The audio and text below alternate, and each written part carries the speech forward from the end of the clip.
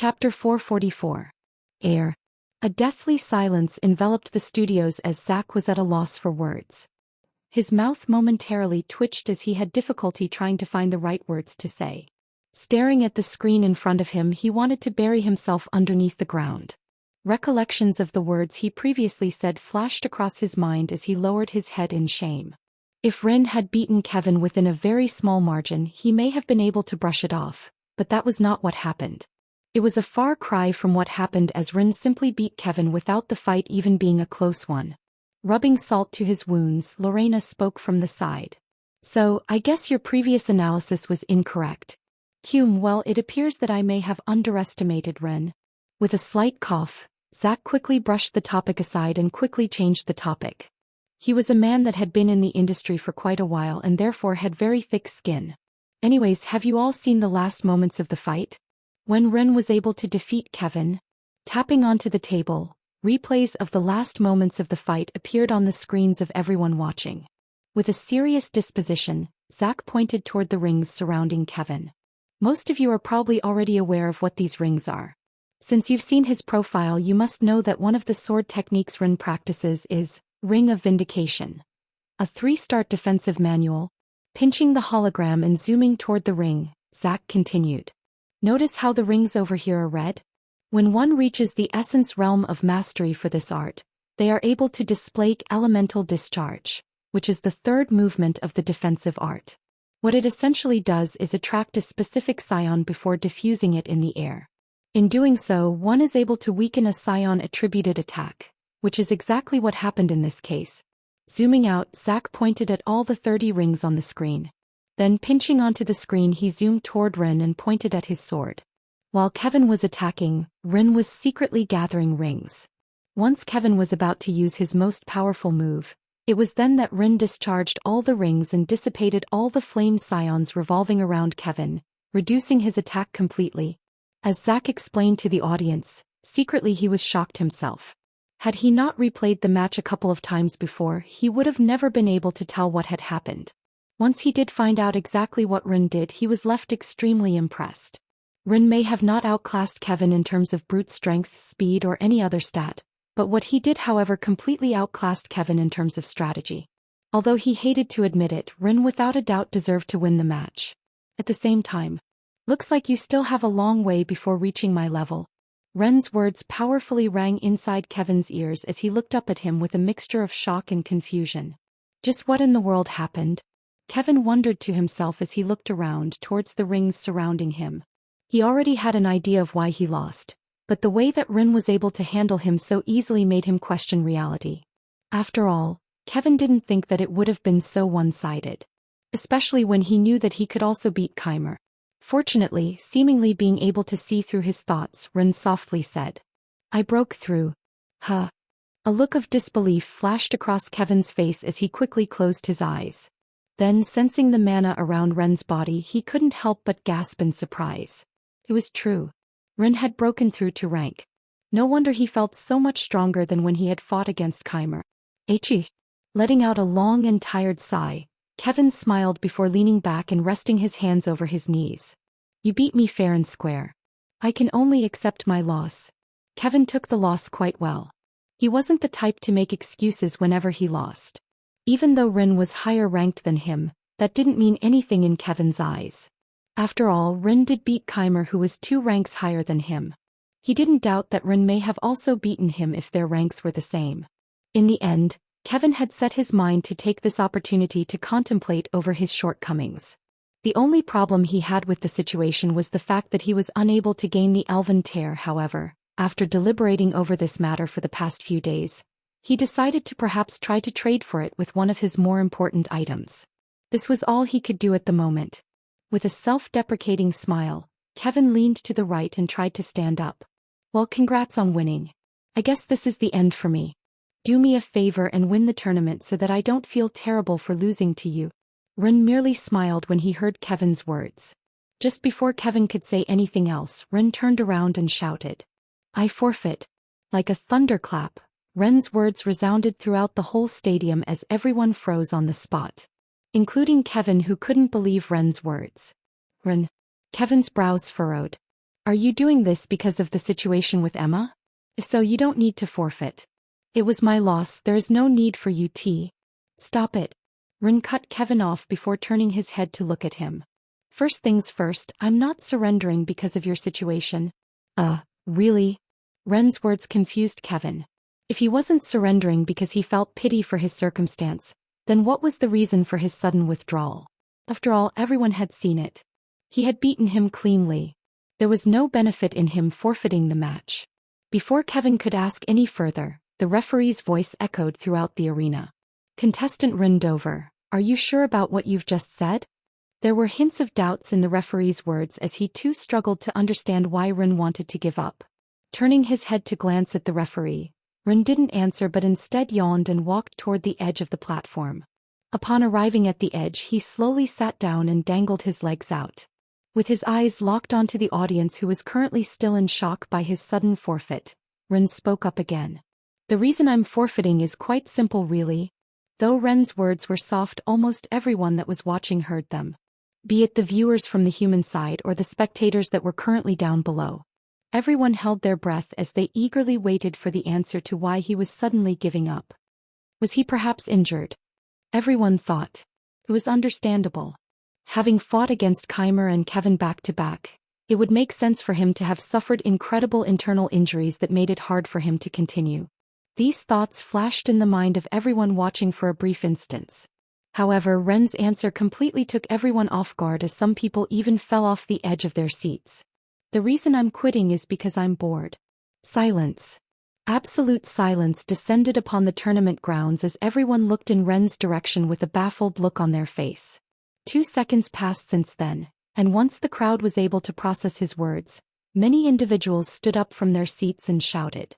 Bored. The reason why you're quitting the tournament is because you're bored? Nonsense. Bullshit. Just admit that you can no longer fight.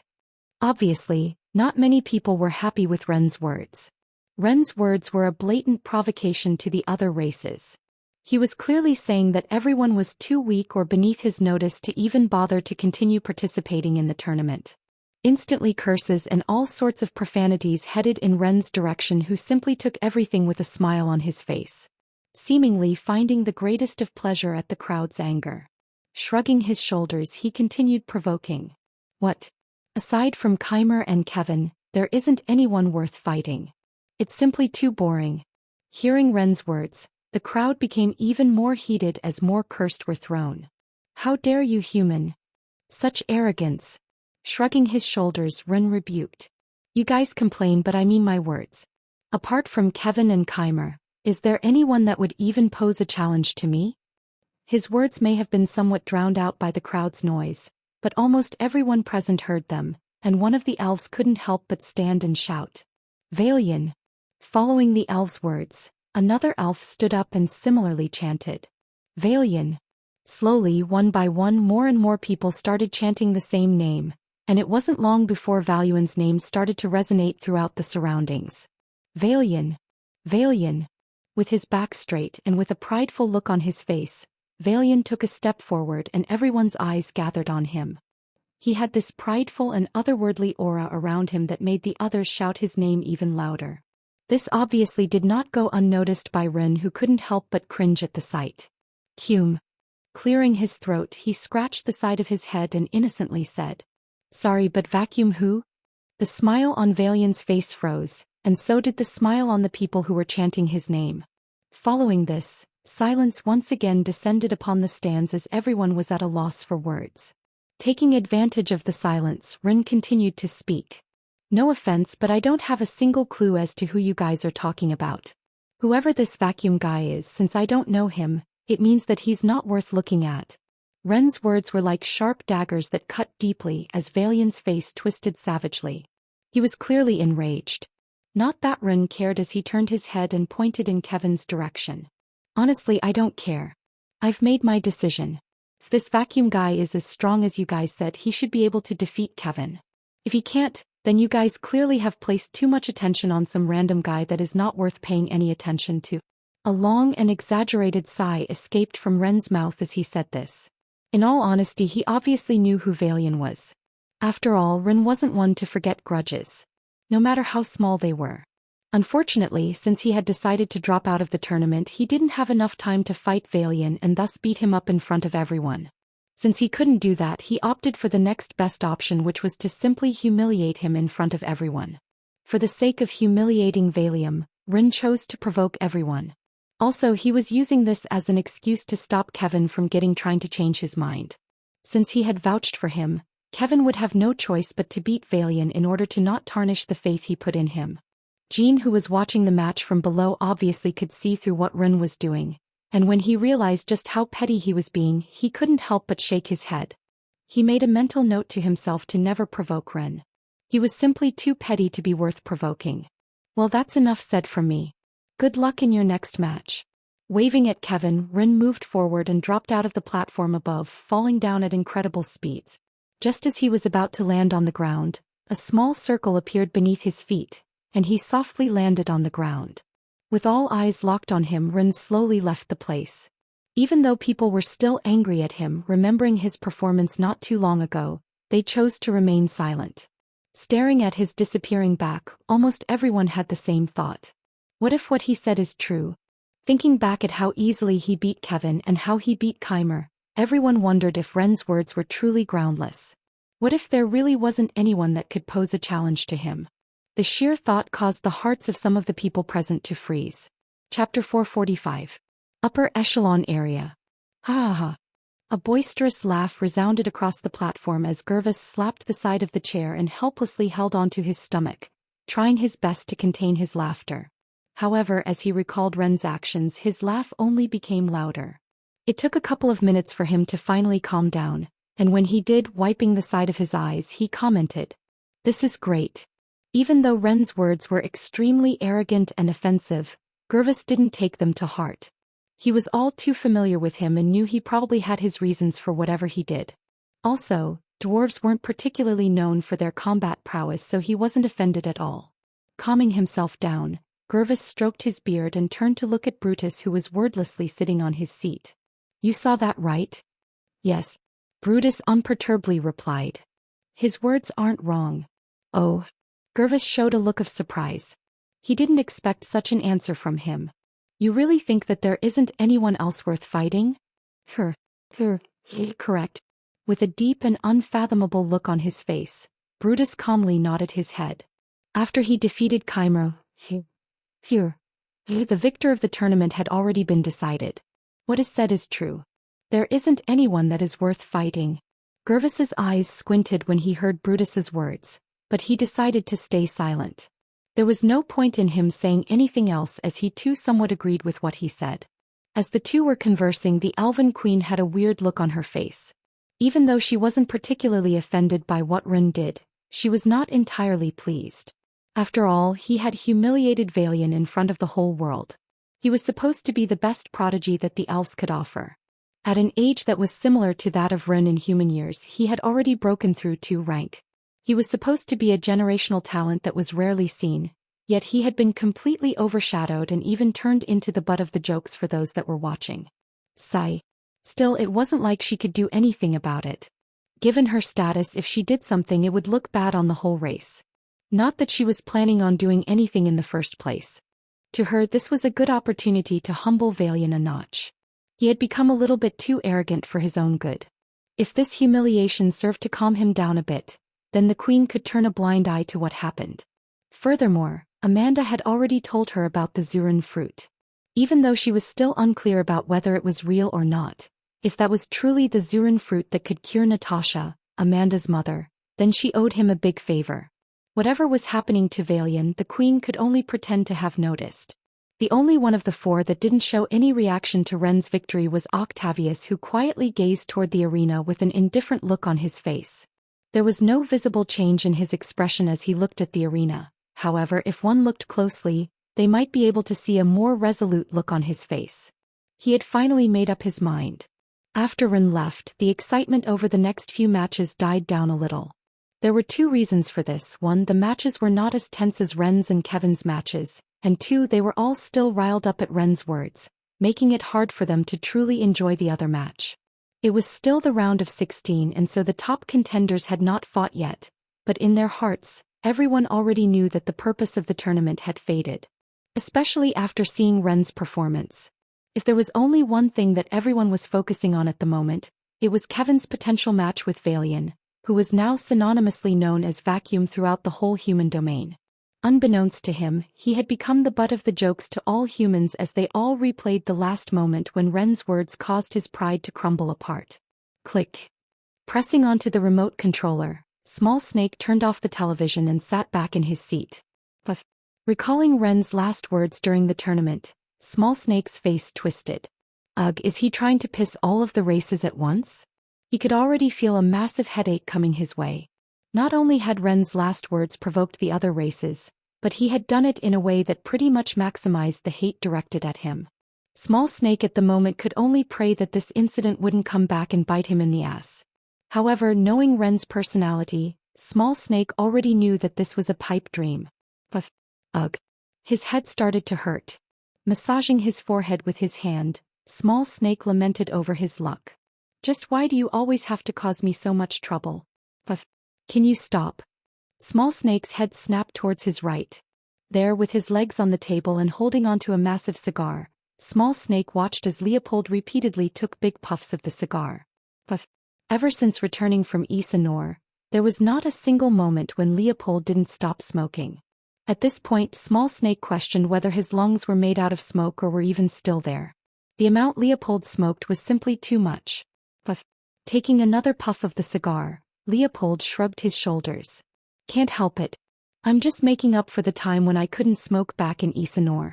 Recalling the days when he couldn't smoke back in Isanor, Leopold's body shivered. It had completely traumatized him. Just before Small Snake could say anything else, the door of the warehouse opened and Ava, Hein and Ryan entered the office space. The moment they entered the place, Small Snake noticed that they all had a haggard and tired look on their faces. Like, Hey, Small Snake. What's up with you guys? Small Snake questioned with a strange look on his face. Halting her footsteps a couple of meters away from Small Snake, Ava sat down on a sofa and leaned her head back. Family, that's what happened, Ava tiredly said as Hein and Ryan similarly sat down next to her. They all had similar looks on their faces. Covering her face with her hand, Ava groaned. Ever since coming back, no matter how much I tried to leave, they wouldn't let me. Raising her head to look at Small Snake, Ava continued her rant. To make matters worse, my family has already alerted the whole neighborhood about the fact that I participated in the tournament. The moment I came back, all I did was spend countless hours greeting strangers who I have never seen before in my life. Same for me, Hein said with a sympathetic look on his face. My father was the same. I wish I could have my time returned to me. Listening to their stories, Small Snake felt a little bit of pity for them. Turning his head to look at Ryan, he didn't even need to ask to understand why he looked the way he did. Given how doting and protective his mother was, he could already guess what happened. He was less sympathetic for him though. Ryan deserved what he had coming to him. Especially since he had been annoying him for a whole year. Leaning back on his chair, Small Snake smiled.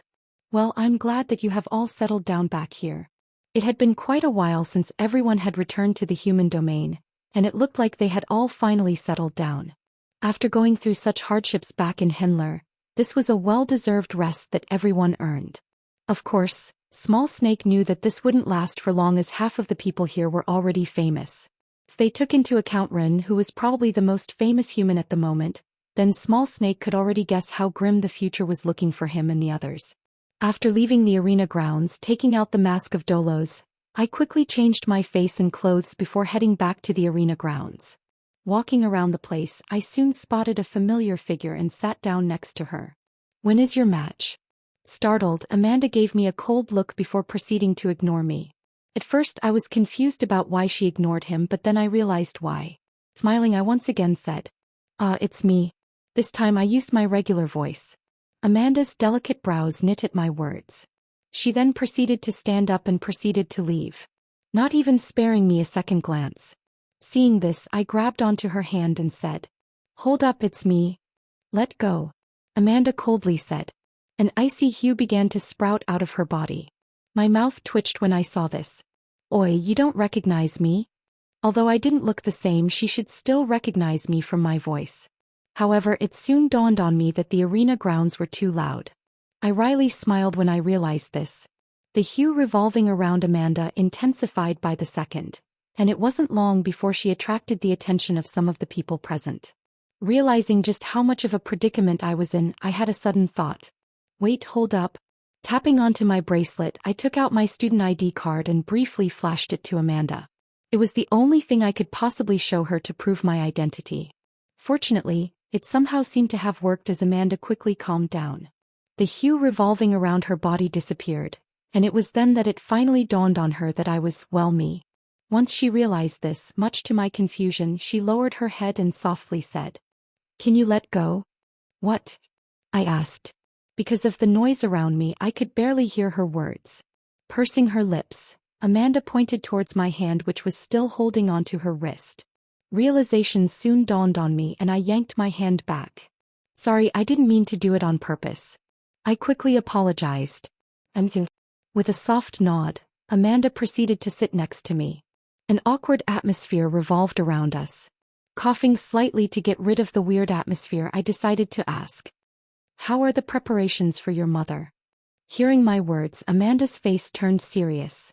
Turning her attention back toward the arena, Amanda replied in a low tone, "We will do it today after my match." "Oh." I absent-mindedly nodded my head. Taking a deep breath, I tried to calm myself down. "Do you want to come?" Snapping me out of my thoughts, I suddenly heard Amanda's voice. Taking a couple of seconds to process her words, a complicated look appeared on my face before I proceeded to shake my head. "No thank you. It wouldn't be right for me to intrude on your family reunion time. Although I know that you feel indebted to me because I gave you the fruit, you should take this moment to reunite with your mother. I'll eventually meet her after she's healed." "I see." Amanda lowered her head. It was clear that she was disappointed, but I couldn't help it. The moment that Amanda gave the fruit to her mother, I was going to suffer the backlash of the contract breach. Since I didn't want her to find out about what I had done, I could only politely reject her. Raising my head, my eyes paused on the tournament platform. Recalling the order of the fights, I turned to look at Amanda. "If I don't recall wrongly, after this match is your match, right?" Lifting her head and staring at the arena, Amanda nodded her head. Then taking out a hairband and tying her hair back, she slowly stood up. Raising my hand, I wished her luck. "Good luck." "Thank you." With a soft smile, Amanda proceeded to head for the tournament grounds. Staring at her figure from my seat, I sighed. "So it's tonight, huh?" I really dreaded this moment, but letting out another sigh, I firmed my mind. Perhaps this would turn into a good opportunity for me.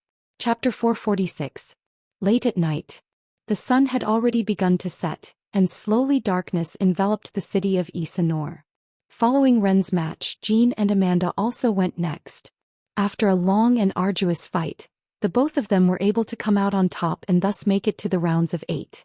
This may have been something noteworthy in the past, but Ren's actions had completely overshadowed their achievements. The same could be said for the other contestants as well. Not that Amanda cared, as after winning her round, the first thing she did was change her clothes into more comfortable ones. Following this, she was led by an elf toward a restricted area in Isanor. As she had already been to the place before, Amanda was already quite familiar with where she needed to go, and before long, stopping in front of a familiar tree, the elven guard she came with placed their hand on the tree, causing it to move upwards and revealing a familiar entrance. Rumble. Giving a polite nod to the guard, Amanda entered the place. Through her memories, she navigated the place and paused before a certain room. Raising her hand, she knocked on the door. "Come in." A smooth and pleasant voice spoke up as soon as Amanda knocked on the door.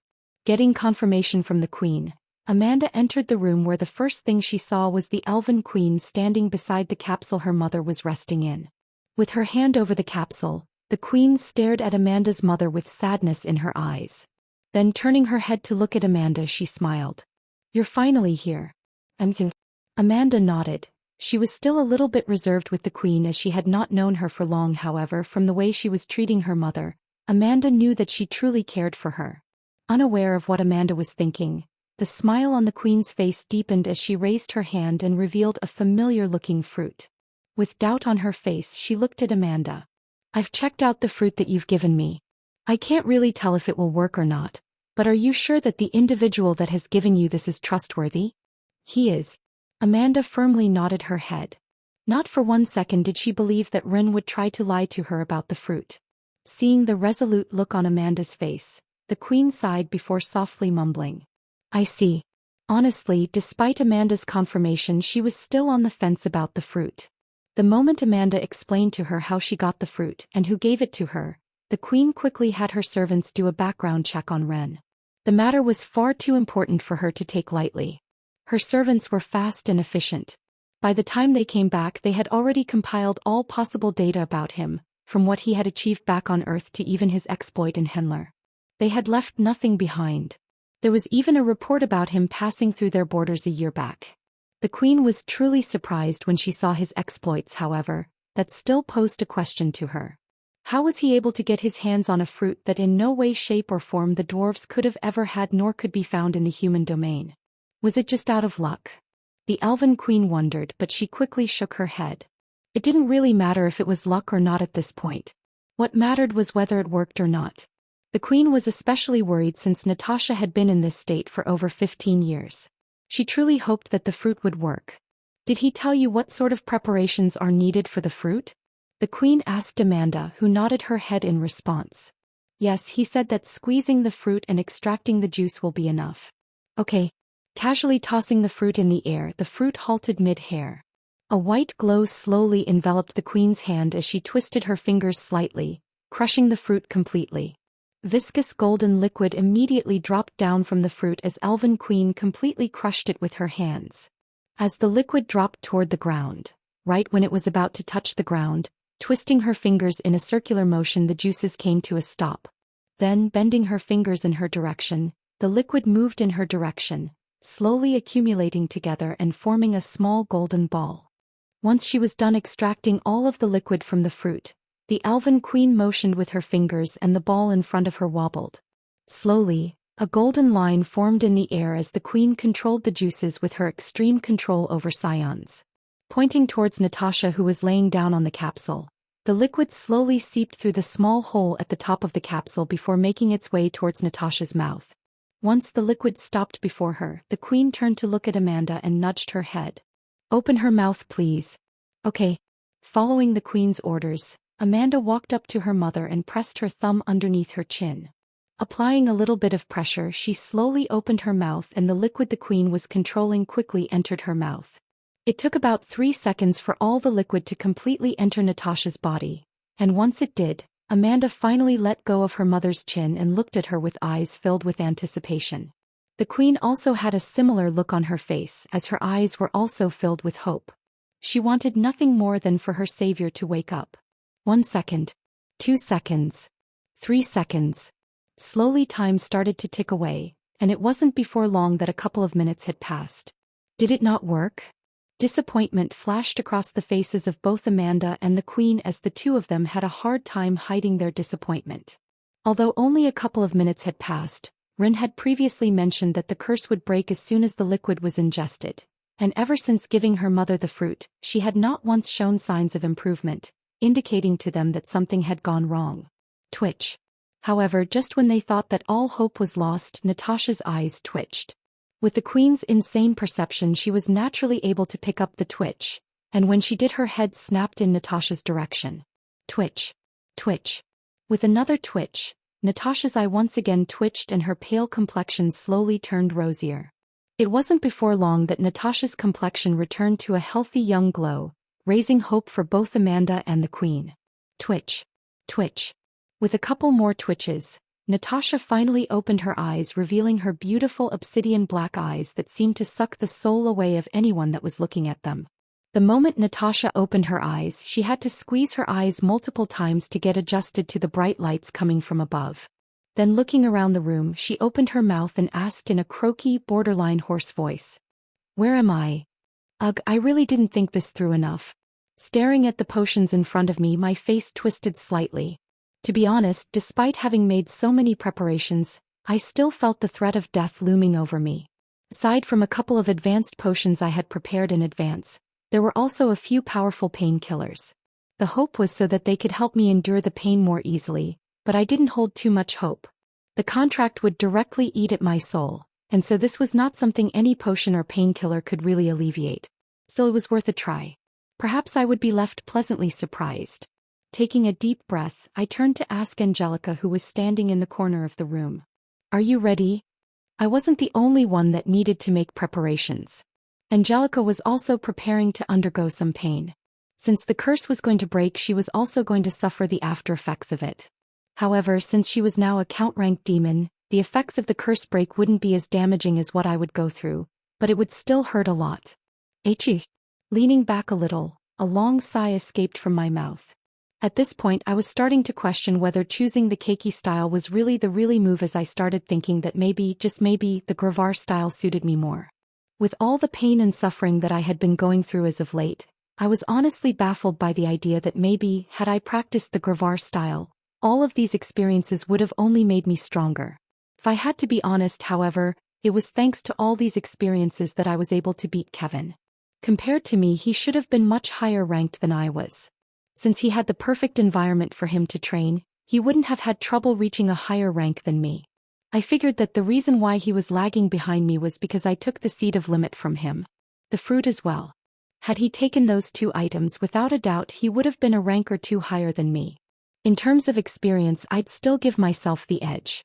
Lowering my head and checking my watch, my brows furrowed as I muttered. Just how long will it take for this thing to kick in? Every second honestly felt nerve-wracking to me. I mean, I currently felt like a death row inmate that was waiting for the time they would be killed. It was anxiety-inducing. Fortunately, or should I say not so fortunately, I got the answer to my prayers not too long after. With a muffled groan, black threads of demonic energy suddenly sprung out from Angelica's body as her face twisted in pain. Her hair instantly scattered in the air and her eyes started to become red. Although I was interested in what was happening to Angelica, I, unfortunately, could not afford to do that. A second after Angelica started to get affected by the side effects of the curse, my body suddenly froze. Honestly, from this point on, everything felt like a blur. The pain was so intense and strong that my brain was unable to process it. Giz couldn't. Sitting down dumbly, the world turned white and my breathing stopped. Not only that, but most of the other functions of my body stopped working as my body started to twitch uncomfortably.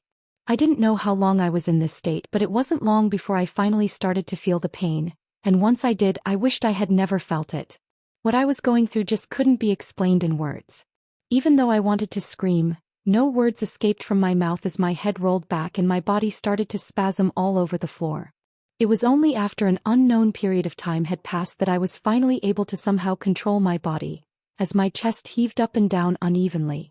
Gritting my teeth, I grabbed onto the carpet beneath me and clenched it with all my might. But that didn't seem to work as soon enough. Another wave of pain suddenly coursed through me, resulting in me momentarily passing out from the pain. AF. What followed after was a blood-curdling scream. I really tried to hold my scream back, but it was hopeless. The pain I was currently experiencing was not something I could explain in words. But if I truly did have to put the feeling into words, it would be, never before did I ever wish to die as much as of right now. Chapter 447. Where am I? A croaky and weak voice resounded across the small room as both Amanda and the Queen froze on the spot where they were standing. Blinking her eyes a couple of times, Natasha's eyes slowly adjusted to the light, and when she did, a familiar figure appeared in her vision. She was an otherworldly beauty with long silver hair. Malin, Natasha called out. There was notable confusion in her voice as she stared at the figure looking at her from above. Although she looked like Malin, she also looked a little bit more mature compared to the last time she had seen her, and therefore was uncertain about whether the woman staring at her from above was really Malin, her friend. Extending her hand out the narrow gap of the capsule, Natasha asked, Malin, is that really you? Upon hearing Natasha's voice, Malin smiled. Reaching out to grasp her hand, she nodded her head. It's me. Her voice was filled with emotions as she was barely able to keep herself from leaking out her emotions. However, given all of her experience in the past, she was able to keep her composure. I see. Upon getting confirmation from Malin that she was indeed her friend, a relieved smile appeared on Natasha's face as she muttered softly. You look quite different from the last time I saw you. The more she looked at her, the more she was convinced that Malin had changed. Compared to the last time she had seen her, she looked a lot older and beautiful as well. If before she looked like a mature teenager, right now she looked like a fully grown adult. Mayelin's smile hardened a little when she saw Natasha's confusion. Most likely, she was still unaware of the fact that a long time had passed since the incident. Huh. My curse. Natasha's startled voice echoed throughout the room as she slowly sat up and patted her body. Snapping her head in Mayelin's direction, she incredulously said, "The curse, it's gone. Did you manage to remove the curse from me?" Tears started gathering in the corner of her eyes as she looked at Mayelin. However, contrary to her expectations, shaking her head, Mayelin pointed towards another spot in the room where a girl stood. "Actually, I wasn't the one that managed to help you get rid of the curse. If you want to thank someone, thank her." It was only after Mayelin pointed it out to her that Natasha finally took notice of Amanda's presence, and once she turned her head to look at her, she was left stunned. How beautiful! She thought inside of her mind as she gazed at the young girl in front of her. She was simply stunning. With her glossy black hair gently cascading down her back, the young girl's face had this youthful innocence to it that made anyone that looked at her have an urge to protect her. The more Natasha looked at her, the more she couldn't help but admire her beauty. However, this didn't last for long as his brows soon knit into a frown. The reason for this was because the young girl looked quite familiar. But regardless of how much Natasha tried to think about it, she couldn't make heads or tails of where she had seen her before. In the end, snapping out of her thoughts, Natasha lowered her head and thanked her. "Although I do not know who you are, I wanted to thank you for what you did to me." She was so lost in her beauty that she had forgotten to thank her. Despite not having known the girl for long, she had this sense of familiarity with her that made her warm up to her instantly as a smile blossomed on her face. "Truly, I am grateful." "It's okay," Amanda awkwardly replied. It appeared as though her mother had not recognized her yet. She was not disappointed by this. She understood exactly what was going on and didn't say anything else. Turning her head, Amanda's eyes met with Mayelin's, who nodded her head and turned to look at Natasha. Raising her head, she pointed in Amanda's direction. "Natasha, do you not recognize her?" Tilting her head and staring at Amanda, Natasha's brows knit together. "She looks familiar, but I'm positive that I've never seen her before in my life." Glancing at Amanda, Natasha asked, "I'm sorry if I haven't been able to recognize you, but have we met before?" The more she looked at Amanda, the more she found the sense of familiarity increase. This became especially prominent after hearing Mayelin's words. But just who was this girl? No matter how much she tried to think, she just couldn't piece the pieces together. Seeing the notable confusion on Natasha's face, Mayelin let out a long sigh. She understood the crux of the problem. Instead of directly introducing Amanda to her, she asked, "Natasha, how long do you think you've been in a coma for?" "How long?" Though surprised by Mayelin's sudden question, placing her hand underneath her chin, Natasha thought for a moment and answered, "Maybe half a year to a year." Mayelin pursed her lips. Lowering her head for a moment, she took a deep breath and softly said, "Longer. Longer." Taken aback, Natasha's head recoiled back as her brows furrowed. Her heart started to slowly sink. 2 years? 3 years?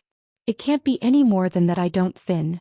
While speaking, Natasha made sure to check Mayelin's reaction, and when she saw that she was still shaking her head, her heart sank completely and her face paled considerably. "And no, it can't be." Her shoulders started to tremble as she had a difficult time trying to formulate a sentence. She was a strong woman, however. Closing her eyes, she calmed herself down. Staring at Mayelin, she softly asked, "How long have I been in a coma for?" Putting on a strong front, she repeated, "Mayelin, there is no need to lie to me." Pursing her lips, Mayelin had a difficult look on her face. Brushing her silver-colored hair behind her ears, she sighed and said, 15 years. "Natasha, you've been in a coma for 15 years. Ah." A weird sound escaped from Natasha's mouth as her previous strong front crumbled apart. No matter how strong someone was, if they heard that they had been in a coma for over 15 years, their mind would have trouble processing the information, causing them to enter a state of momentary shock. This was exactly what was happening to Natasha as her mouth opened and closed repeatedly. Her mind was completely blank. "15 years?" she muttered. Her teeth chatter and the previous healthy complexion on her face paled to the point where she looked exactly the same moments before waking up. Ha ha. Her chest moved up and down unevenly as she had trouble processing the information. It took a total of 5 minutes for her to calm down, and when she did, the first thing she asked was, "My family, are they okay? Do you know anything about them?" "Yes." Malin nodded her head. Then, with a smile on her face, she took a step to the side and pressed both of her hands on Amanda's shoulders before pushing her forward. "Malin, this right here is your daughter. Amanda." Like a thunderclap, Malin's words deeply reverberated across Natasha's head as he looked at Amanda, who was standing in front of her. Suddenly, the sense of familiarity she felt when looking at her made more sense. Not only that, but it was also now that she took a closer look at her that she realized that she bore a striking resemblance to herself. She didn't pay close attention before since she had just woken up and her mind was still foggy, but the more she looked at the girl in front of her, the more she felt that the girl, no woman in front of her, was truly her daughter. Closing her eyes and swallowing a mouthful of salive, Natasha weakly called out, "Amanda." Meeting her mother's gaze and hearing her words, Amanda smiled. With a weak nod, she softly said, "Yes, Aerg." Grasping onto the floor, I tightly clenched my heart as spit dropped down from my mouth. A heavy tightness gripped my entire chest as I tried my best to reach out for the potions that were scattered in front of me. Harg. With my hand shaking, I could feel every fiber of my body getting torn apart as I could barely move my body. Even then, gritting my teeth, I reached out to grab one of the potions in front of me. Despite my hands shaking continuously, I uncapped the potion and brought it toward my mouth. Gulp. Taking a sip of the potion, a cold sensation washed over my body, alleviating some of the pain. However, my body still kept on shaking, and I could see blood seeping out from my skin. Realizing just how serious the situation was, I didn't hold back and took the remaining potions. Instantly, the pain further alleviated and I was somehow able to stabilize my mind. Originally, I thought that the potions wouldn't help much, but I was wrong. They really were of use. The moment I took them, the pain subsided by quite a lot. Of course, this was only temporary as the pain would come back stronger and more powerful than ever before. Aha! An electric current-like sensation suddenly coursed through my body, sending me spasming all over the floor. It hurt so much. I cried out inside of my mind as I tightly gripped the ground with my hands, and bit onto something soft. Compared to what I had experienced at the monolith, be it burning myself alive, having my face scarred, and getting injected with a mind-numbing serum, what I was currently experiencing was far more painful than anything I had ever experienced in the past. I could barely keep track of reality. My vision slowly started to blur and I could feel my heartbeat slowing down. Slowly I started to lose track of time. 1 hour, 2 hours, 3 hours, for who knew how long. I screamed around the room and suppressed the intense pain that was coming at me in repetitive bursts that seemed more powerful with each continuous burst. Cough. With both of my arms on the ground, I gagged multiple times. I didn't really know how I was able to stay sane for those many hours, but at the 8-hour mark the pain finally stopped. Or so I thought it did, but just as I was about to relax, an even more excruciating pain suddenly washed over me, and at that moment, I felt my life flash across my eyes as I screamed at the top of my lungs. Harg. Following the scream, my body once again started spasming all over the ground. Many times I just wanted to pass out, but I knew that I couldn't. No matter how long and how painful the pain was, I had to remain conscious. I didn't want to. I really didn't want to remain conscious, but realizing that my life was on the line, all I could do was bite hard onto the sheet in my mouth and keep persevering. Prick. Inside a dark space, cracks started to form around a white orb. Surrounding it were thin black threads that constantly tried to encircle it completely. The black threads started to seep into the cracks as they formed. The pure white orb started to change, becoming an ugly, murky color. The process was slow, but as it continued, the changes became more obvious. With his hands behind his back, Rin stared at the orb in front of him with an indifferent look on his face. Closing his eyes, he muttered, "Predictable." His cold and deep voice spread throughout the void as his figure soon melted into the darkness. Chapter 448. Amanda? Natasha's voice shook as she looked at the girl standing before her. She looked so much older than when she had last seen her. She was fully grown up now. Natasha couldn't really explain the emotions she was feeling right now. Thinking about how she had lost the chance to see her daughter grow up, she felt a deep sense of sadness. What mother didn't want to see their child grow up? She knew that this was inevitable, but she couldn't hide the sadness she felt when seeing her daughter. However, seeing just how beautiful and healthy her daughter had turned out, she was more gratified than sad. Placing both of her hands by the side of the capsule, Natasha tried to get out. But as she tried to lift her hands, she found it extremely hard to do so as she had trouble coordinating her brain with her hand movements. "Wait up." Malin, who noticed this, waved her hand and the capsule enveloping Natasha tore apart. A gentle white glow enveloped Natasha as she levitated in the air. Waving her hand once again, Natasha slowly moved toward the ground. As Natasha's feet touched the ground, she stumbled a couple of steps. Amanda did try to offer her a hand, but raising her hand, Natasha refused. "Let me." Taking 2 steps forward, she was somehow able to stabilize her body. Having stayed in a coma for over 15 years, this sort of reaction was understandable. Her brain needed to get adjusted to her muscles once again. Taking a deep breath, Natasha finally stood straight. Then, staring at Amanda and getting a proper look at her, the smile on her face became extremely gentle. "You've grown up so well." With a face mixed with many different emotions, Amanda lowered her head. A smile also blossomed on her face. Seeing this, Natasha raised her hands and motioned her to come to her. "Come here, let's get a better look at you." Complying with her mother's wishes, Amanda slowly walked up to her mother, who placed both of her hands on her cheeks and slowly started to pinch. Her next comments caused Amanda's face to turn red in embarrassment. "Very soft and smooth, not bad, not bad." Letting go of her cheeks, Natasha looked at her up and down and commented, "You've also developed quite nicely in all other departments. Very good, very good. There must be a lot of boys chasing after you, eh?" Natasha's sudden words caused Amanda to freeze on the spot. What in the world was happening? She had not expected her mom to be so bold. "You must be around how old now?" Without waiting for Amanda to speak, Natasha placed her hand on her chin and pondered. "I left you when you were just about to turn 5, so you should be around 19 to 20 years old. 5 years younger than me from back then." Natasha's brows furrowed when she thought that far. Amanda may have been her daughter, but she was only 5 years younger than her if you took into account the fact that she had been frozen for 15 years of her life. Her mentality and personality were still that of her 25-year-old self. "You're around 19 to 20 years old if I'm not guessing wrong?" I'm 20 years old." Amanda replied with a soft hum. She naturally understood why her mother was acting the way she was, and so was able to somewhat adjust to her mother's personality. To be honest, she felt more like a sister to her than her mother, but it wasn't like she could do anything about it. 20 years old. I can't believe my daughter is so old already." Bitterness flashed across Natasha's eyes as she said those words, but it left as fast as it came as she looked back at Amanda. He was curious about something. "Amanda, how were you able to come here?" She had left Amanda when she was young, and so she didn't know about the current world's circumstances. However, from what she recalled, humanity wasn't on good terms with the elves. For what reason was Amanda here? Did Malin perhaps tell her about her situation and brought her here? About that.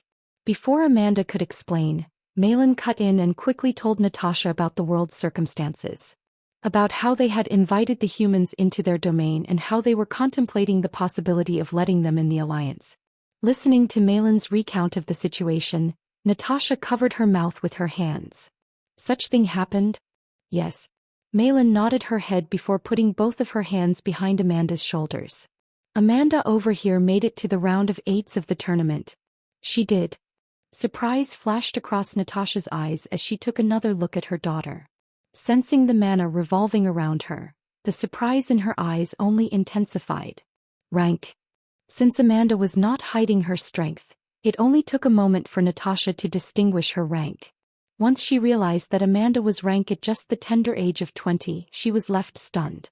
Even she, who was supposed to be one of the most talented humans back then, was only rank at the age of 25. At the rate at which Amanda was progressing, Natasha didn't doubt that she would reach her strength far earlier than her. "It's no wonder you were able to make it so far in the tournament," Natasha said with a tone filled with astonishment. Her level of progress far outpaced the level of progress of humanity in the past. As her thoughts paused there, Natasha suddenly remembered something she was extremely curious about. "Oh right, the curse. How were you able to find a cure for it?" As far as she knew, there was no cure for the Mindbreaker curse. She knew best since she had spent countless days trying to find a way to remove it. In the end, after going through countless books and papers, she was unable to find anything regarding the cure for the Mindbreaker curse, causing her to make the decision that she did. Not wanting to be taken hostage and used as a bargaining chip for her family, she was forced to run. "Someone I know gave it to me," Amanda curtly replied. Her answer caught Natasha off guard as her eyes instantly squinted. "Someone gave it to you? Is it a boy?" Natasha's words were sharp, but Amanda didn't seem to have noticed it as she nodded her head. "Yes. I see. You are indeed at that age." Glancing around the room and seeing that there was no one else, she asked, "Where is this so-called boy?" Amanda tilted her head as she looked at her mother with a confused look on her face. "Why do you want to know where he is?" "Of course I want to know where he is. He is the one that saved me after all," Natasha replied, her voice raising a couple of pitches. "If I didn't thank the person that was able to help me reunite with you, then what would the others think?" "Oh." Amanda had a sudden look of understanding. She simply wanted to thank Ren. Before she could reply, her mother asked, "By the way, is this so-called boy also in the tournament?" "He is," Mei-Ling replied for Amanda before a small look of displeasure flashed across her face. "But he has not made it past the round of 16. Mei-Ling's look of displeasure didn't go unnoticed by Natasha, who inwardly thought, "Ah, I see, so he's weaker than my girl. Moreover, Mei-Ling seems to dislike him. I should definitely pay more attention to this matter." Even though she had been absent for over 15 years, Natasha was still a mother at heart. Although she wasn't certain that the boy was someone that was courting her daughter, she definitely wanted the best for her daughter. Even though he was the one that had helped her get rid of the curse, she wasn't just going to hand her daughter to him on a silver platter. He needed to meet her criteria, and so far she was quite uncertain about this so-called boy. Unaware of Natasha's delusions, Amanda was just about to add a comment with regards to why Ren had not made it past the round of 16, but before she had the chance to do so, her mother's next words caused her to freeze on the spot. "How is your dad?" Seeing her daughter's complexion pale at her question, Natasha's heart sank as she softly asked, "Did something happen to your dad?" Biting her lips, Amanda raised her head and looked at her mother. Seeing the worry in her eyes, Amanda closed her eyes for a moment. Honestly, she didn't want to tell her mother about what had happened to her father. It wasn't because she didn't want to tell her out of spite, but because her mother had just woken up from a long coma. She was already shocked enough about the fact that 15 years had passed. If she found out that her father had been missing for over 3 years, she wouldn't know how she would react. However, seeing the worried look on her mother's face, Amanda didn't have the heart to lie to her. Closing her eyes and taking a deep breath, she slowly started to recount to her the dungeon incident that happened 3 years ago, and how although he was still alive, he was trapped inside of the demon realm with no way out. And no way. Listening to her daughter's words, Natasha's legs weakened and she almost fell back. Had it not been for Mei-Lin's timely intervention, she would have most likely fallen over. Taking a look at her daughter and seeing that she was not lying, tears started to gather in the corner of Natasha's eyes. However, not wanting to look weak in front of her daughter, blinking her eyes a couple of times to get rid of the tears, she quickly calmed herself down. Then moving towards Amanda, she slowly brought her in her embrace and mumbled, "He's going to be fine." Biting her lips, she repeated, "He's definitely going to be all right." Wakak. Letting out another scream, I crashed against the ground and heavily gulped for air. Lowering my head slightly, I could see the veins on my hands wiggle uncontrollably. Blood started to seep out from every part of my skin as my neck twisted at a weird angle. A strange and radiating pain coursed throughout my whole body, making it hard for me to breathe. At this point, I had already lost track of time. Hours may have passed, and perhaps even days could have passed by now. Fortunately, I didn't have to worry about others coming to me, as I had said to them that I was going to be busy for the next couple of days. Furthermore, the room was soundproof, meaning that no one would be able to hear my screams. Caw. Clenching my heart one more time, I crawled forward towards the area where the potions were. Reaching out my hand, grabbing onto a potion, I uncapped it and brought it to my mouth. Shit. But just as I put the potion in my mouth, I realized that it was already empty. Clenching my teeth, I threw the bottle to the side and reached for another one, but the same thing happened. Keith. The pain in my heart intensified as I felt something cold run down my nose. I didn't need to look to understand that my nose was bleeding. Raising my hand to wipe my nose, I looked around the room. My eyes were unfocused and I could barely process what was happening around me, but seeing the bloody mess around me I understood that I had run out of potions, and when this happened my heart sank completely. Not even a second after coming to this realization, another wave of pain suddenly attacked me, causing my back to arch back and another scream escaped from my mouth. Koua. Thud. Landing hard on my back, my arms spasmed and I had a hard time controlling my body. I didn't know for how long this attack lasted, but it was by far one of the most excruciating ones that I had experienced. Aha. With my back on the floor, facing the ceiling, I heavily gulped for air as the pain slowly subsided. The pain was not constant. It would come and go in short bursts of intervals, however, with each burst the pain would intensify, and at the moment I was only waiting for the next burst to arrive. While I was waiting, sensing something, I slowly turned my head to face the right. Is Angelica done? Angelica didn't breach the contract and therefore the pain that she had to go through was not as bad as mine. It wouldn't be strange for her to be done by now. However, as I turned my head, what met my sight was not Angelica. My blood instantly froze as my eyes paused toward the distance. Calmly sitting on a small red sofa inside of the room was a figure that bore a striking resemblance to me. Crossing his legs and leaning his body on the armrest of the chair, he coldly said, "Took you long enough." Chapter 449. Took you long enough. Hearing his cold and indifferent voice, my mind blanked, and for that one moment, I forgot about all the pain that I was going through and sobered up a little. How? I incredulously asked. Because of the experience I just went through and all of the screaming I did, my voice was extremely hoarse. It was barely audible, but the other Ren nevertheless understood what I was trying to say as he simply looked at me with a cold and indifferent look. "It's all thanks to you," he coldly said before removing his elbow from the armrest of the chair. Standing up and walking around the place, I could only follow him through my gaze as I still couldn't move my body. It just refused to listen to me. "Ren."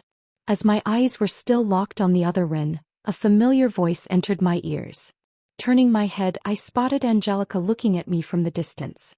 Her complexion was somewhat pale, nevertheless she looked fine. From the looks of it, she was able to go through the curse break without too many problems. "Did you finish?" she asked as her eyes paused on me. It took me a moment for me to process what she was saying, and snapping my head in the direction of where the other Ren was standing, I wondered to myself, can she not see him? Alternating my head between him and her, it appeared to me that she couldn't. Just to make sure, I asked Angelica if she could see anyone else in the room. And as expected, shaking her head, Angelica replied, "Do you see anyone else in the room?" "No." "I see," I muttered while supporting my body up with one hand. The pain was no longer there, and it seemed like the after effects of the contract break had finally ended. It took me a while to properly stand as I stumbled repeatedly. Once I was able to stand, I moved toward a nearby sofa, and the first thing I did once I settled there was ask Angelica just how much time had passed since the contract break. Hopefully I wasn't out for a whole week. So, explaining to the others what I was doing in the meantime would be extremely troublesome. "Exactly how much time has passed?" 15 hours. 15. Pursing my lips, I lowered my head. If I said I wasn't surprised at the moment, that would be a lie.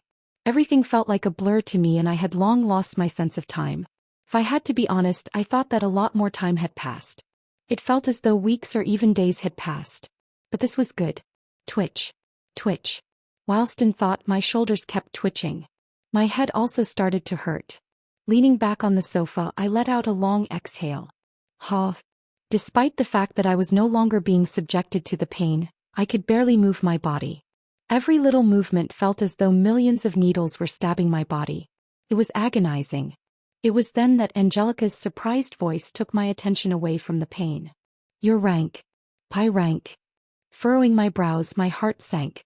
Right, I probably lost a rank due to what just happened. It was inevitable, but it still sucked. Closing my eyes, I softly said inside my mind. "Status. Status equals. Name Rendover. Rank, B+. Strength, B. Agility, B+. Stamina, B+. Intelligence, B. Mana capacity, A. Luck, A+. Charm, B. Profession. Swordsmanship, LVL.4. The degree of understanding of the sword has evolved to the next level. User will find it easier to understand previously harder concepts. Martial Manual. Keiki Style. Essence Realm of Mastery. Sword art created by Grandmaster Toshimoto Keiki. A 5-star module focused primarily on reaching the apex of swordsmanship and speed. Upon mastery, the sword art becomes so fast that before an opponent could even think about their next move, their heads would already be rolling on the ground. Ring of Vindication. Essence Realm of Mastery. Highly advanced sword art that creates a perfect ring of defense around the user. The ring can create a 3-dimensional sphere that protects the user from all sides upon mastery. Because of the lack of offensive capabilities, the manual was graded 3 stars. Drifting Steps. Essence Realm of Mastery. Movement art that progresses with each step. With every step taken, user speed will increase. Unless the user stops, speed will continuously improve until the user either runs out of mana or is injured. Quick Slash Style. Greater Realm of Mastery. A sword art fully focused on speed. With one quick draw, the user gains the ability to kill an opponent without them noticing anything had happened.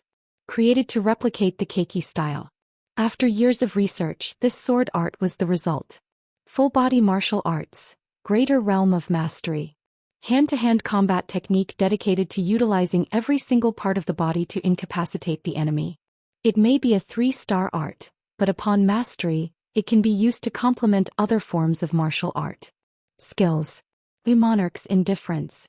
A skill that enables users to erase all emotions, and act as a supreme monarch that only calculates the best option regardless of circumstance. The One. A skill that enables the user to instill fear into the opponent's minds, resulting in them feeling like they were standing before a sovereign that overlooked everything. The skill may work on individuals who are 1 rank higher than them. However, if the difference between the 2 parties is greater than 2 ranks, the skill effect diminishes. Eyes of Chronos. Upon using this skill, the user will be able to see everything in slow motion. The more mana is used, the slower the time will be in their eyes. High rank. Angelica's reaction finally made more sense. Staring at my screen, I was left in disbelief by the fact that my rank had not dropped at all. The shock lasted for quite a while as I wondered to myself, how is this possible? Realistically speaking, I should have without a doubt dropped a rank. Even though there was a chance for me to not drop with my luck, I didn't think that that was possible. So how was it possible for me to have not dropped? It's because you consumed the seed of limit. It was then that a voice suddenly whispered from behind me, causing me to jump up in shock and almost caused me to fall off my chair. This obviously did not go unnoticed by Angelica, who looked at me strangely. What's wrong? Turning my head and staring at the chair I was sitting on before, I saw the other Ren calmly standing and staring at me with his emotionless eyes. Pursing my lips, I softly said, "Nothing. The pain has still not vanished." "Oh." Angelica nodded and dropped the topic altogether. Placing my hand on the ground, I tried to stand up, but yet again I had difficulty in doing as I had no strength in my body. It took me a couple of seconds to get back in my seat. Propping my elbow on the armrest, I supported my chin with my arm. Messaging my eyes and letting out a long sigh, I mumbled in a very soft voice. What does the seed of limit have to do with anything? Actually, there were other questions that I wanted to ask, but at the moment I really wanted to understand what he meant by his previous words. Staring at me for a couple of seconds, the other Rin opened his mouth and explained. By canceling a mana contract, what you are doing is damaging your soul as well as your talent limiter.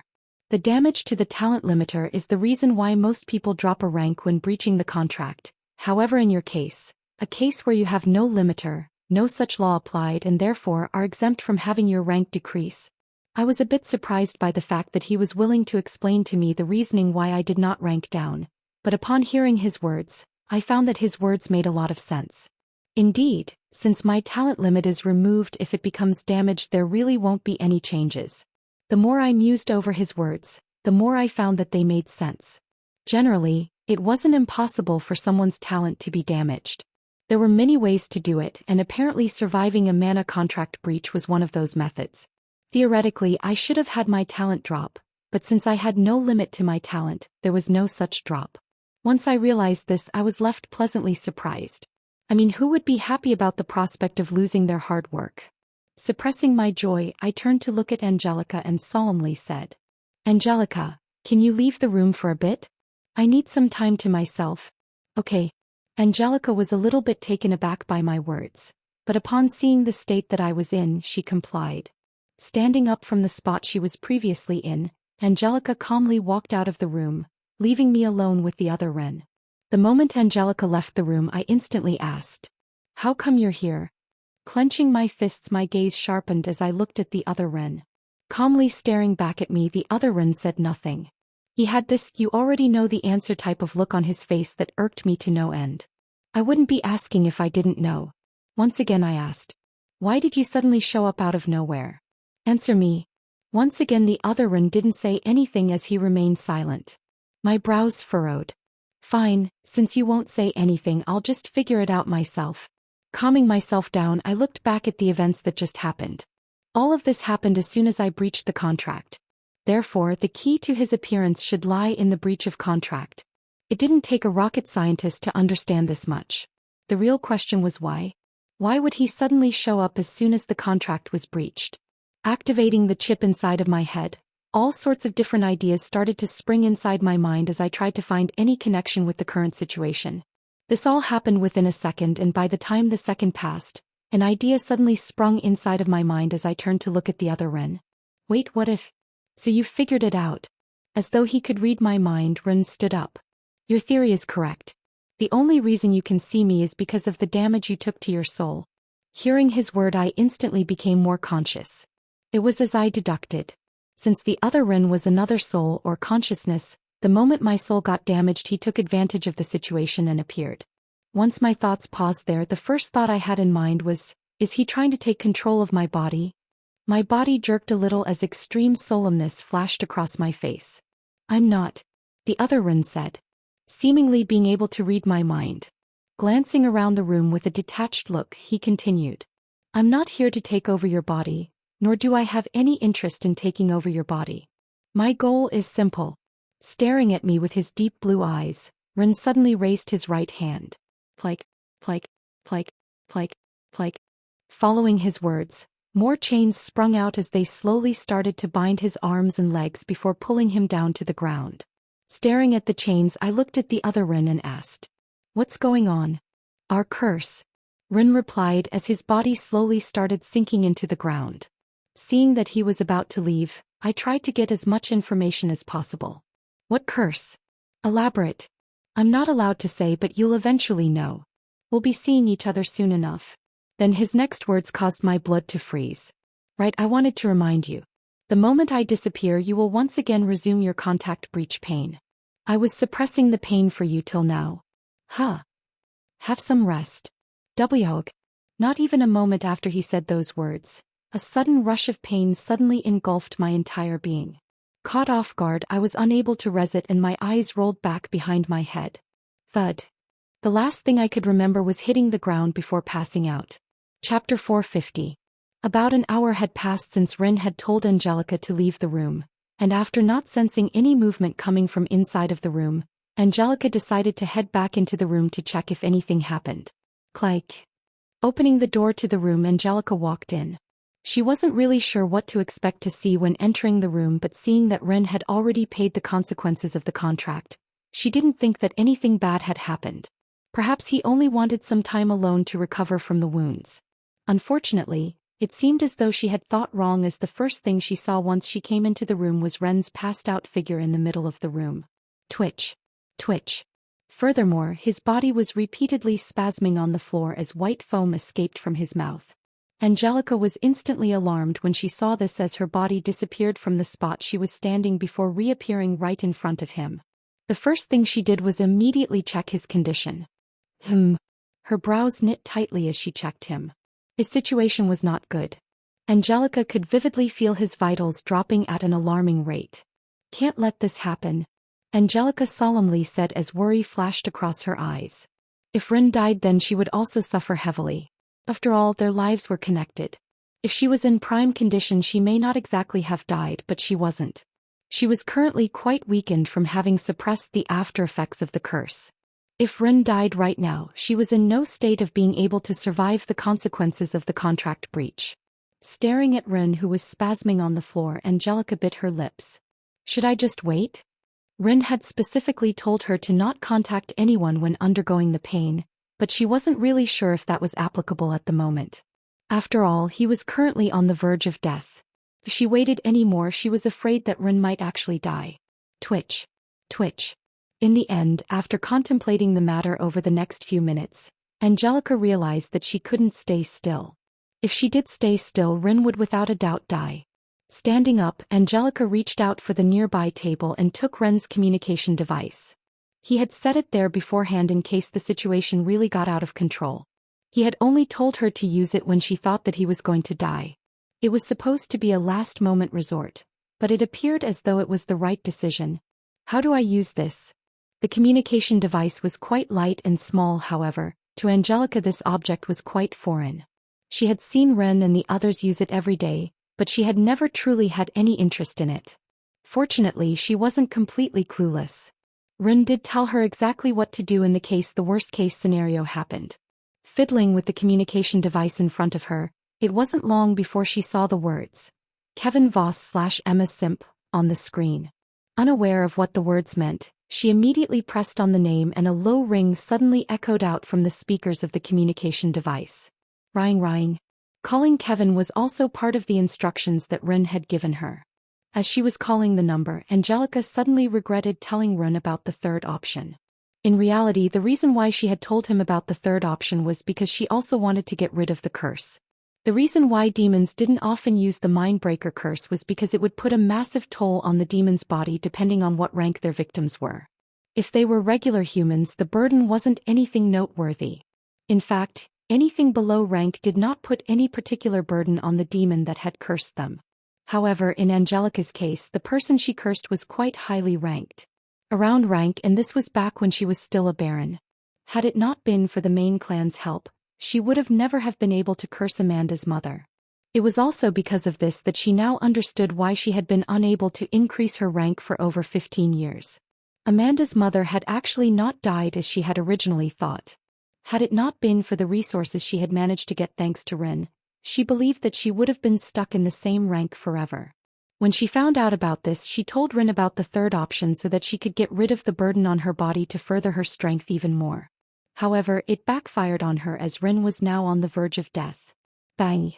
With a loud explosive sound, the punching bag in front of Kevin swung all the way back as it crashed against the ceiling of the training grounds before falling back down. Hew up! Arching his back, once the punching bag was about to fall back down, Kevin prepared himself to punch it one more time. However, before he could do that, his communication device suddenly started to ring. Twang! Twang! Taking a step to the side, Kevin swiftly avoided the punching back. With sweat trickling down his face, he moved toward the other side of the room and checked the communication device to see who was calling him at this hour. It was Ren. Previously, Ren had told him and the others that he was going to be by himself for the next day or so and that he wasn't going to be able to communicate with them in the meantime. Since he said that, it was a bit strange for him to call him, but Kevin nevertheless answered. Perhaps he was done earlier than expected. Hello. No response. Kevin's brows knit when, opening his mouth, he asked again. Ren, did you call me? Yet again he was met with no response. Strange, did he call me by accident? He was a little bit doubtful, but this seemed like the most likely scenario to him as he shrugged his shoulders and hung up. It happens. Twang. Twang. But just as he hung up, his communication device once again started to ring. Kevin's brows knit even more as he once again picked up the call. The caller ID was still Ren. Ren. To Kevin's frustration, no one spoke once again. At first, Kevin thought that it was an accident, but now he was starting to doubt this possibility. The first time, yes, but this was the second time that he had called him. Multiple different possibilities coursed through his mind as he opened his mouth to ask. Ren, is something going up? His voice was more solemn this time. Perhaps it was also a mistake again and Ren simply had his communication device in his pocket and was just accidentally calling him, but Kevin also didn't exclude the possibility of something going on. After all, Ren did say that he wasn't going to be able to contact anyone for the next few days. Ren, if you are fine, say something. Yet again he was met with no response. Closing his eyes, Kevin turned off his communication device. He decided to check for himself. Click. Hopefully I'm wrong. Taking a towel to clean his sweat, Kevin headed out of the training grounds. Since they were quite close to Ren's living area, it only took a few minutes for Kevin to head there. To Kevin's surprise, as soon as he neared Ren's apartment, he found the door open. Alarm bells instantly rang in his head as he quickened his pace. Shit. Once Kevin entered the room, his eyes instantly opened widely. A curse escaped from his mouth. Spasming all over the ground, Kevin saw Ren on the floor with an extremely pale look and foam escaping from his mouth. He looked to be on the verge of death. Kevin was fast to react. Snapping out of it like a shadow, his body disappeared from the spot before reappearing right in front of him. Bending down on one knee, he quickly checked Ren's pulse. This is not good. Kevin's heart sank. As soon as he checked his pulse, he realized just how dire the situation was. Not only was his heartbeat extremely weak, but so was his breathing. Extending his hand, he quickly took out a potion from his dimensional space and fed it to Ren. It was an advanced potion that cost a lot of money, but Kevin didn't really care. Kevin wasn't one to care about money. As soon as Kevin fed Ren the potion, his condition slowly started to stabilize. However, he was not in the clear yet, as Ren had still not woken up. Furthermore, the spasming had still not stopped. Ruffling his hair into a mess, Kevin took another potion from his dimensional space and fed it to Ren. However, contrary to the effects of the last potion, this one didn't seem to have had any effect on him, as he still continued to spasm on the ground. In fact, it seemed as though his condition had only worsened. Seeing just how dire the situation was, Kevin grabbed Ren by the armpits before dragging him towards the bed. As he dragged him towards the bed, lowering his head and staring at him, he couldn't help but blurt out, "What in the world did you do?" Just what exactly had Ren done to reduce himself to this state? Placing Ren onto the bed, Kevin placed his hand over his chin as his right leg repeatedly tapped the floor. Damn it, what should I do? Ren's situation was extremely dire, and seeing that potions didn't work on him, Kevin was left completely helpless. System. He muttered inside of his mind as a familiar interface suddenly materialized in front of him. Pressing his finger on the interface, Kevin quickly looked through the system shop in hopes of finding anything useful that could help him assess the situation. But as he looked through the many items the shop had to offer, he realized that this was all futile. He didn't know what Ren's condition was, so how could he help him? It was like he was searching for a needle in a haystack. Ding. Just as he was about to close the system, he suddenly received an alert. Following this, the system interface changed and Kevin's eyes opened widely. Emergency quest. Savern. Reward. Plus 5% synchronization. Penalty. Demon King Ascension 2 years. What in the world? This again? Kevin took a couple of steps back as he looked at the screen. His mission only consisted of 2 words, yet they were enough to make Kevin understand just what he needed to do. But what really made Kevin confused was the fact that this mission was oddly familiar to the one he previously received a couple of years ago. If before he had a feeling that the system was somehow connected with Ren, he was now sure. Ren and the system were definitely linked. Unfortunately, he didn't have time to contemplate the matter as Ren's condition suddenly worsened. His body started to spasm even more intensely than before. Fuck. Another curse escaped from his mouth as he became more restless. Scratching his head, he decided to call everyone else.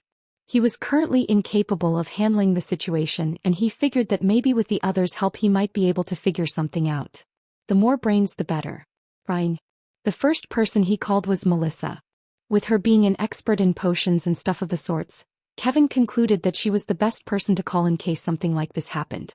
The only problem he had when calling Melissa was the fact that she tended to ignore his calls most of the time. Fortunately, he was in luck as not a couple of squeals after, her groggy and annoyed voice rang out from the speaker of the communication device. What is it? Do you know what fucking time it is? Kevin's eyes lit up as soon as he heard her voice. In a rushed voice he replied, Melissa, I need your help. Quickly come to the location that I sent you. Without giving a chance for Melissa to rebuke, Kevin quickly hung up the call. Having known Melissa for quite a while now, he knew that the best way to make her say yes was by not giving her a chance to say no.